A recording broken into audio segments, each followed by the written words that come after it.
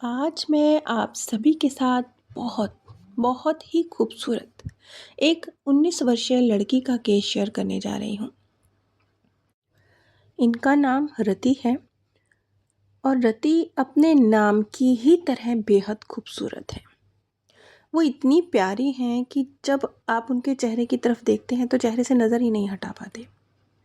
लेकिन इसके बावजूद बहुत, बहुत खूबसूरत होने के बावजूद रति को अपनी ही खूबसूरती से डर लगता है। वैसे रति एक बहुत टैलेंटेड लड़की हैं और इनकी मॉडलिंग में रुचि है, डांस में रुचि है और वो इसी फील्ड में आगे अपना करियर भी बनाना चाहती हैं। लेकिन बहुत हैरान कर देने वाली बात है कि एक मतलब 2 बिल्कुल अलग-अलग ही पहलू हैं। एक तरफ तो इन्हें मॉडलिंग में और डांस में रुचि है, जहाँ मेकअप और अपनी खूबसूरती को और बढ़ा के दिखाना, ये इस प्रोफ़ेशन का हिस्सा है। और दूसरी तरफ सेम टाइम एक पर्सनैलिटी का दूसरा पहलू है। दूसरा पहलू है कि वो अपनी खूबसूरती को सँभाल के रखना चाहती हैं, वो किसी को दिखाना नहीं चाहती हैं। वो कहती हैं कि वो हमेशा ही मतलब कोरोना तो बहुत बाद में आया, कोरोना आने से पहले भी वो मास्क पहनना पसंद करती थी, बचपन से। उनको अपना चेहरा जैसे चुन्नी से ढक लिया या मास्क लगा लिया, वो पहले भी करती थी, कोरोना से पहले भी और कोरोना के बाद भी सबके मास्क उतर गए हैं, लेकिन वो मास्क उतारना पसंद नहीं करती। वो बल्कि उन्होंने मुझे दिखाया कि कितना एक बड़ा-सा स्पेशल मास्क था उनका जो बहुत अच्छे से उनके पूरे फेस को कवर करता है। तो वो इस तरीके से बहुत खूबसूरत होते हुए भी अपनी खूबसूरती का प्रदर्शन नहीं चाहती, जबकि वो मॉडलिंग करना चाहती हैं और इस फील्ड में उन्होंने कार्य करना प्रारंभ भी कर दिया है। लेकिन फिर भी अपने जीवन में जहाँ एक निजी जीवन की बात आती है, कैमरे पर वो बहुत अच्छी हैं, फ़ोटो भी खिंचवाती हैं, उनकी फ़ोटोज़ पब्लिश भी होती हैं, सब कुछ होता है। लेकिन आम समाज में वो अपने चेहरे को छुपा के रखना चाहती हैं। ये दोनों बहुत अलग-अलग पहलू हैं, एक ही पर्सनैलिटी के 2 अलग-अलग व्यक्तित्व। अब रति जी की जो ये बात थी, रति जी कहती हैं कि वैसे देखा जाए तो ये इतनी बड़ी समस्या नहीं है। आम आम व्यक्ति अगर इसे सुनेगा तो बोलेगा क्या मामूली-सी बात है। लेकिन मेरे लिए ये बड़ी समस्या है। इसलिए बड़ी समस्या है कि बहुत बार बहुत ऑड लगता है कि मैं मास्क अपने चेहरे से नहीं उतार रही हूँ या मैं अपने चेहरे को किसी को दिखा नहीं रही हूँ। ये बहुत अजीब-सी एक माहौल इससे क्रिएट होता है। सामने वाला कुछ अलग ही नज़र से मुझे देखता है कि ये ऐसे क्यों कर रही है? क्या ये कोई क्रिमिनल है? क्या इसने क्या ऐसा किया है कि इसे अपना चेहरा नहीं दिखाना? दूसरी तरफ रति का कहना है कि कैमरा फेस करते वक़्त तो वो बहुत कॉन्फिडेंट होती हैं, क्योंकि उन्हें ऐसा लगता है कि ठीक है, अनजान लोगों के बीच में ही ये सब फ़ोटोज़ जानी है। लेकिन आम ज़िंदगी में अपना चेहरा दिखाते हुए, बहुत ज़्यादा मेकअप करते हुए या अपना बिना मास्क के रहते हुए उन्हें अजीब महसूस होता है, थोड़ा बुरा महसूस होता है, कभी-कभी बेचैनी महसूस होती है, अच्छा फ़ील नहीं होता। अब ये जो रति जी की बेहद ही अजीबो-गरीब सी और इसको क्या ही कहें, इस तरह की एक प्रॉब्लम थी। तो अब हम उसके जड़ में पहुँचते हैं कि ये किस तरीके से कहाँ से आई। जब हम इस चीज़ को समझेंगे तो एक चीज़ और है जो बहुत अच्छे से इस वीडियो के निचोड़ आपके साथ मैं शेयर करूँगी। तो रति जी ये बात कहती हैं कि उन्होंने अपने आप को पास्ट बर्थ में, ये शायद लगभग 1950 के आसपास का दशक होगा या शायद 55 के आसपास का दशक होगा। ये वो दशक था जब लोगों में एक डबल स्टैंडर्ड थे। एक तरफ तो लोग आकर्षित होते थे फ़िल्म स्टार्स की तरफ और इन सब चीज़ों की तरफ, इन सब चीज़ों को रियल समझते थे, दीवानगी की तरह फ़िल्म स्टार्स को पसंद करते थे। और सेम टाइम दूसरी तरफ इन सब चीज़ों को बुरा भी समझा जाता था और ये माना जाता था कि फ़िल्मों में काम करने वाले लोग अच्छे नहीं होते। अब मैं रति जी के ये शब्द आपके साथ शेयर करने जा रही हूँ। मैं एक ग्रुप डांसर हूँ और ग्रुप में सबसे बेहतरीन डांस मेरा ही है। मेरा चेहरा भी निहायत ही मासूम और प्यारा है। मासूमियत और खूबसूरती मेरे चेहरे से झलकती है। बहुत ही खूबसूरत और प्यारा चेहरा, बड़ी सी आंखें, खूबसूरत तराशा हुआ बदन, साफ रंग, लंबे, बहुत लंबे, कमर से भी नीचे लहराते हुए बहुत खूबसूरत हेल्दी बाल। मैं उन डांसर्स की भीड़ में अलग ही दिखाई देती हूँ, क्योंकि मैं बेहद खूबसूरत हूँ। लेकिन मैं जितनी खूबसूरत हूँ उतनी उदास भी हूँ, क्योंकि इसी खूबसूरती की वजह से मुझे काम नहीं मिलता। इसी खूबसूरती की वजह से मेरे दोस्त नहीं बनते। यहाँ पर जो चीज़ निकल के आई वो ये कि रति जी ने, जो 1950 और 60 के बीच का एक दशक था, उस दशक में एक जैसे ग्रुप डांसर्स होते हैं फिल्मों में पीछे जूनियर आर्टिस्ट, इस रूप में कार्य किया है। लेकिन इसी बर्थ में उन्होंने अपनी खूबसूरती की वजह से बहुत कुछ खोया है, जैसे कि बहुत खूबसूरत चेहरा होने की वजह से, क्योंकि वो एक जो मेन लीड हीरोइन होती थी उससे भी ज़्यादा खूबसूरत लगती थी। तो वो कहीं कोई भी जो हीरोइन होती थी वो ये पसंद नहीं करती थी कि ग्रुप में भी पीछे रति जी खड़ी हों, बल्कि इसके और उसके उलट होता था कि जो जो और प्रोड्यूसर डायरेक्टर होते थे वो चाहते थे कि ये बहुत खूबसूरत चेहरा है तो ये आगे की लाइन में आके खड़ा हो जाए, और हीरोइंस को ये चीज़ गवारा नहीं होती थी। इस कारण से उन्हें काम नहीं मिलता था। यानी उनकी खूबसूरती ही, जो उनका टैलेंट था, जो उनका हुनर था, जिसके लिए उन्होंने बहुत कुछ त्याग किया था, घर परिवार को दरकिनार करके सबकी मर्ज़ी के खिलाफ वो जो कार्य कर रही थी, उसके लिए भी वो स्थान नहीं बना पा रही थी, सिर्फ़ इसलिए कि उन्हें वो खूबसूरती की वजह से बाकी हीरोइन्स जो उनको नहीं चाहती थी कि वो कैमरे में उनके साथ दिखाई दें, सिर्फ़ इसी वजह से उनके हाथों से काम निकलता था। ये एक चीज़ थी जिसने उनको उनकी ही खूबसूरती पर डाउट करने सिखा दिया। और इसके साथ-साथ बहुत सारी जो उनकी सहेलियाँ भी होती थी, वो उन्हें अवॉइड करती थी। क्यों? क्योंकि वो भी नहीं चाहती थी कि उनके ग्रुप में सारी अटेंशन रति जी को मिल जाए। क्योंकि जब भी जो उनकी और साथी थे, उनके साथ जूनियर आर्टिस्ट जो और भी काम करते थे, उनके फ्रेंड्स थे, वो ये पसंद नहीं करते थे कि कहीं पर भी अगर वो किसी काम के लिए जा रही हैं तो साथ में रति जी चलें। क्यों? क्योंकि अगर रति जी साथ में चलेंगी तो चांसेस है कि उनको काम नहीं मिलेगा और रति जी को मिल जाएगा।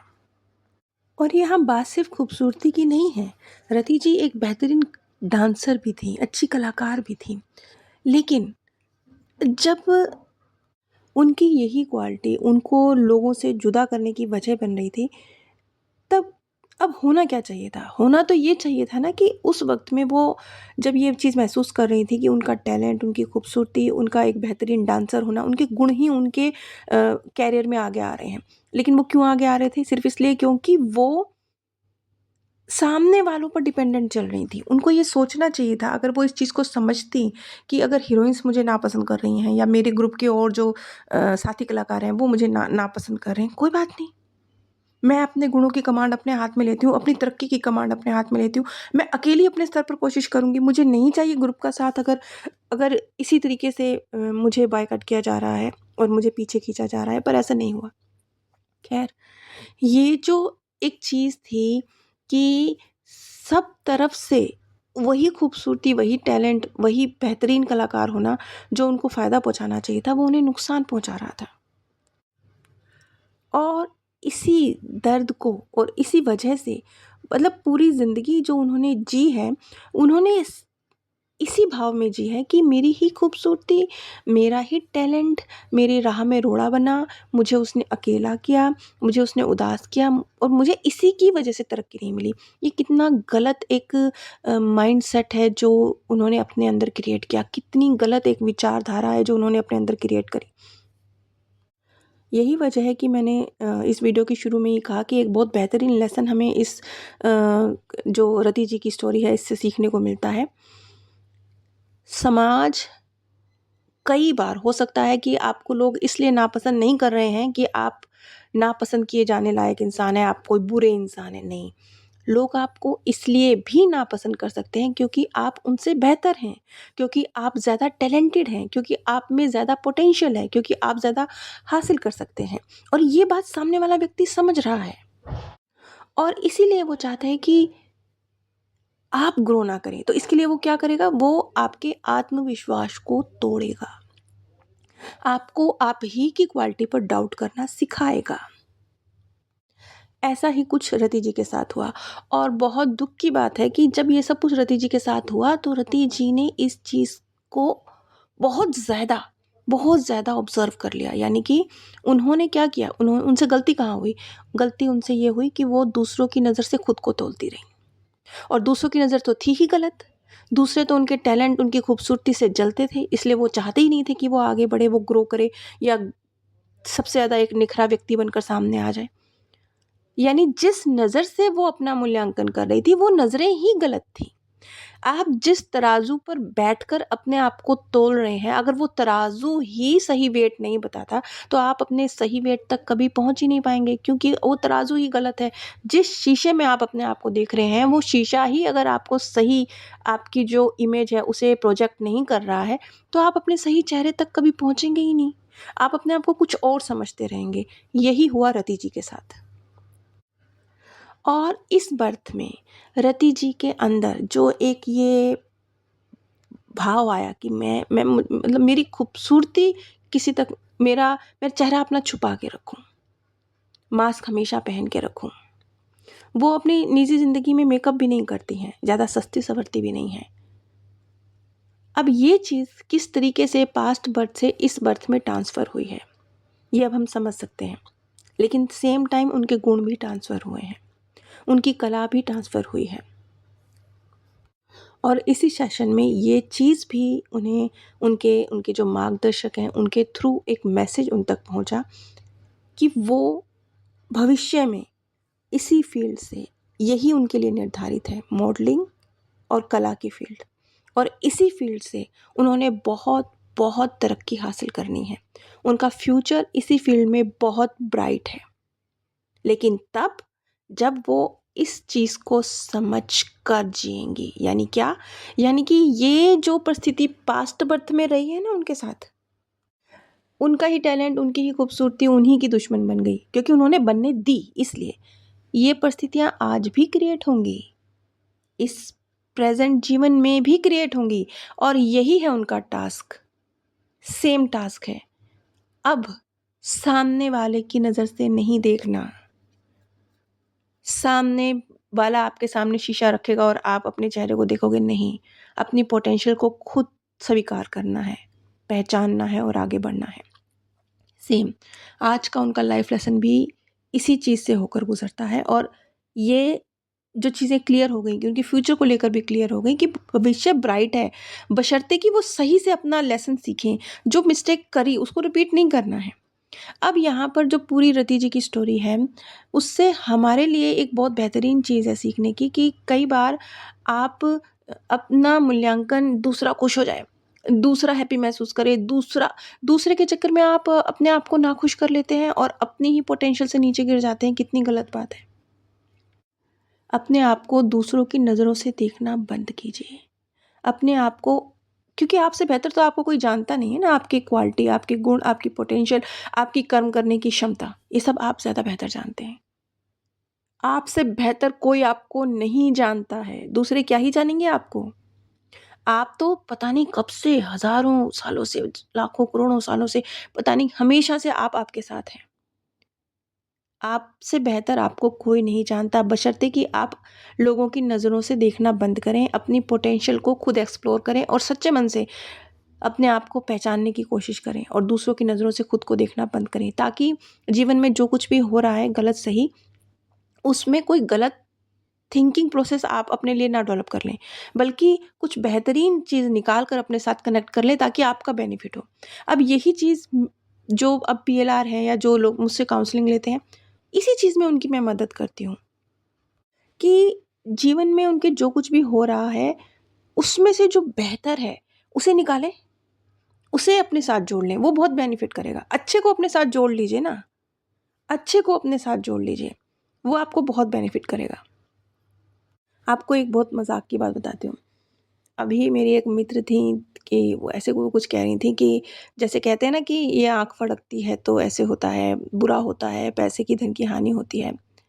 तो मेरी भी आँख फड़क रही थी, तो मैंने कहा कहीं आज धन की हानि तो नहीं हो, कुछ बुरा तो नहीं होगा।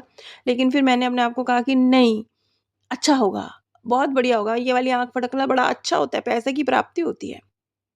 वो कहती हैं कि ये एक प्रोसेस मैंने अपना अंदर डेवलप किया और आज जब भी मेरी आँख फड़कती है, मैं ये कहती हूँ कि अब तो मुझे पैसे मिलने वाले हैं।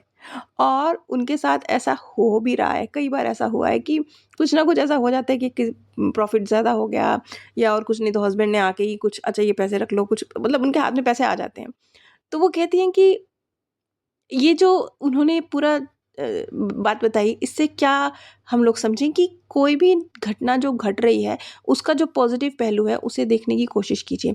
मैं जानती हूँ कि बहुत बार ज़िंदगी में ऐसा घट रहा होता है कि उसका पॉज़िटिव नज़र नहीं आता। उसमें कुछ हमारे कर्म भोग भी होते हैं क्योंकि बहुत सारी चीज़ें अनकंट्रोलेबल हैं, अनप्रेडिक्टेबल हैं और अनफ़ेयर भी लगती हैं। लेकिन इन सब चीज़ों को समझ के ज़िंदगी को पॉज़िटिव तरीके से जीना और बेहतर से बेहतर, अब बेहतर की परिभाषा सबकी अलग है ना, क्योंकि सबको सब कुछ समान तो नहीं मिला है, तो सबका बेहतर भी समान तो हो नहीं सकता। तो जो भी मिला है आपको, जो भी मिला है, उसमें से जो सबसे बेहतर है उसे निकालना।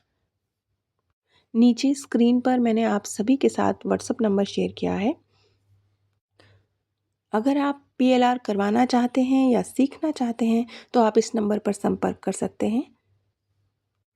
नीचे डिस्क्रिप्शन बॉक्स में मेरे सेकंड चैनल का और अमेज़न का लिंक भी आप सभी के साथ शेयर किया गया है। आप सभी पर परमात्म सौंदर्य, प्रेम और आनंद सदैव बरसता रहे। आप सभी दिव्य परम धाम में स्थान प्राप्त करें। आज मैं आप सभी के साथ बहुत, बहुत ही खूब